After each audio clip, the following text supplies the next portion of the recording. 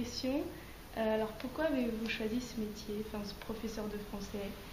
Est-ce que vous avez fait ça depuis le début de votre carrière? Oui. J'ai commencé il y a 16 ans à peu près, 16-17 ans. Et en fait, c'était assez particulier, c'est que j'ai toujours voulu enseigner le français aux étrangers. Ça, c'était dès le départ un choix très précis.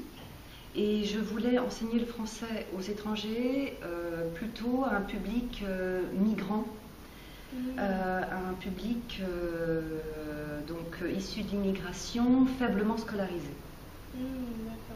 Donc j'ai commencé par des cours d'alphabétisation. Et puis avec des personnes qui avaient été faiblement scolarisées et qui venaient en France, s'installer en France pour travailler. Donc pas forcément des jeunes? Pas forcément des jeunes, non. Et ensuite, j'ai évolué. Et dans ce métier, il faut être polyvalent. Et puis petit à petit, j'ai travaillé dans différentes structures et puis aussi à l'université. Et voilà, puis je suis arrivée à l'université il y a 5 ans. D'accord. Ok. Donc depuis que vous êtes ici, dans le cadre du DELSIF, quelles sont les motivations des élèves, quand les élèves Erasmus? Alors, on va se baser sur ça, non plutôt les Erasmus. En fait, les cours de français pour les étudiants en échange doivent les aider d'abord à suivre leurs cours, parce qu'ils ont des cours en français, donc il faut qu'ils puissent suivre les cours. Et puis aussi, ces cours doivent les aider à communiquer dans la vie quotidienne, dans toutes sortes de situations de communication de la vie quotidienne. D'accord. Et donc la plupart du temps c'est pour ça. Après il y a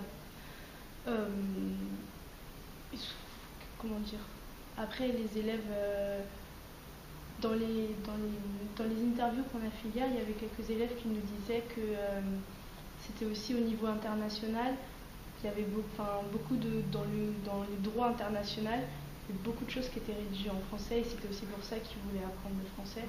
Donc c'est aussi à des fins professionnelles peut-être. Oui. Alors là, c'est un petit peu particulier, c'est-à-dire que nous avons des étudiants qui sont inscrits dans des filières très différentes. Donc nous, on peut difficilement entrer dans le français du cursus, dans un français spécifique, avec des objectifs très spécifiques de chaque filière.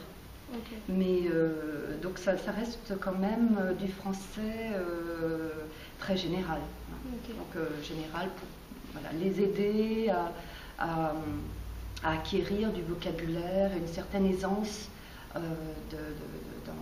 dans la communication, mais dans la communication avec les étudiants, dans la communication avec les enseignants et de toutes sortes de situations de la vie quotidienne. Donc c'est difficile d'entrer on peut difficilement entrer dans du français juridique parce que 4-5 étudiants seulement sont concernés par le français juridique. Ou les français économiques, là c'est et ça ne va pas intéresser les autres. Donc là on peut difficilement entrer dans les différentes disciplines. D'accord. Et quelles sont les principales difficultés que les élèves rencontrent dans l'apprentissage de la langue? Les différentes difficultés, je dirais que c'est, à mon avis, elles sont plutôt dues au fait qu'ils ont peu de contact avec des étudiants français.